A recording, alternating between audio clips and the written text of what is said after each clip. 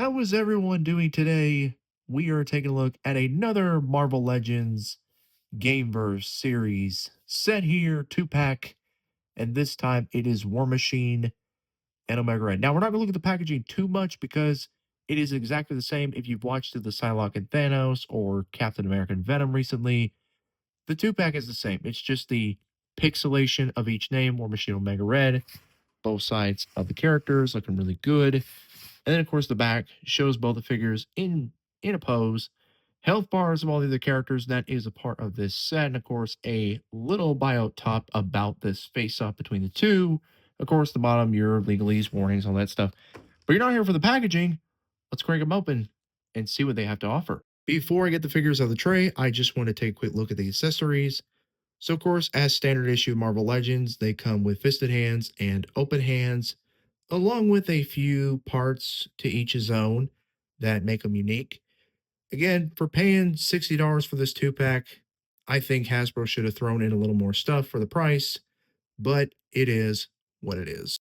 Now that we have the figures both out of the packaging, what are my thoughts on? Well, let's first take a look at, since both figures reuse the same bodies, let's take a look at Omega Red first, since this is my first time having this figure. It looks great. It looks accurate to the comic of what Omega Red looks like. The head sculpt is different. From what I could tell and what I've been told, the head sculpt is the only thing that's new. The coloring of red is a bit brighter. The white is more defined. The silver metallic paint is very nice. It looks like just a straight up classic Omega Red that we needed. Sure, we've had others in the past, but this right here is a slight improvement to the past release. Now, again, I don't have those to compare with. I just go by what I've seen and what I've heard from others, other fellow collectors like myself, that this is a pretty good improvement from the past releases of Omega Red. But again, the sculpt work, detail in this figure, nothing else is really different here except the head sculpt. So, quick thoughts on him. But the main one I want to get into is War Machine. Now, for those who played, and he is Luppy here, I apologize. So, for those who played Marvel vs. Capcom, in the game, War Machine, if you unlock him, he was not a complete playable character. He was basically a reskin Iron Man, like just the black and the silver coloring or bluish color to Iron Man. Had his gadgetry and everything. How War Machine got this look was in the select screen. This is what you'll see. But when you play it, it's Iron Man basically with the colors of War Machine. Because from what I heard, he was supposed to be a fully playable character like this, but they didn't have time to do it. So to save money, they just chose to make War Machine a complete recolor of the Iron Man sprite in the game. But as for the figure here, you'll notice, besides the coloring here, the only thing that is different is the helmet, the head sculpt. Everything else is practically the same. Well, not everything. We've got gauntlets here that are different as well from the past War Machines, but mostly everything else is the same except also the gun that is missing here because there is nothing back here, as you can tell. But other than that, he's really the same. There's nothing else really different. Even though the model, you'll see he has black legs with little of this coloring exposed on his sides. But they didn't do that. They wanted to go a complete reuse, and I get it. This Gameverse sets have been pay $60, you get your reuse figures here and there with ones that are brand new. Of course, Captain America, Psylocke, those are mostly brand new. Venom, Thanos, new heads, but still same bodies and reuse of everything. War Machine here, same body, basically, just different gauntlets and different head.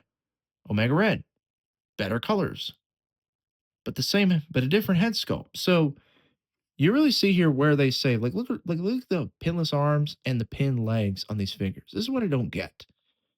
This is one thing I complain about. If you either go all the way and go completely pinless, or you do pins, because it looks so ridiculous when you have arms that are pinless and knees that have pins or vice versa. It just looks off.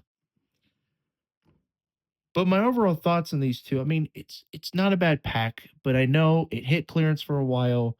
If you still have your collector displays around you at your local Walmarts, you'll still find this two pack. But to me, it's not worth full price for these two. There's a whole lot of reuse here, but I get it. Psylocke was a completely brand new figure. Captain America had a lot of new parts to make it a really great figure. Thanos, same figure, new head. Same thing with Venom, completely blue. He had new arms. He's literally standing right over there, of course. Of course. Um, but again, that is what Hasbro does. You have to reuse stuff when it applies. And then, of course, at the end of the day, you get some new stuff as well. So mix and match. But that's my 2 cents on these two figures. But now, let's get into some figure comparisons. First off, here he is with the figure that we was talking about earlier, a reused deluxe Marvel Legends War Machine, and the retro carded modular Iron Man figure.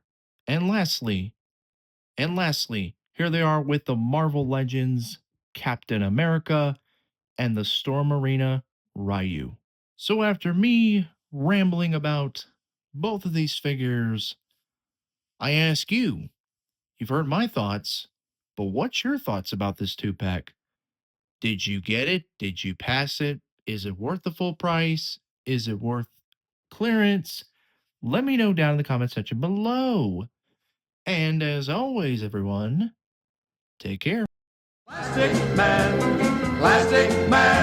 the one, the original Elastic Man, always in great shape for the shape he's in, the fantastic Plastic Man.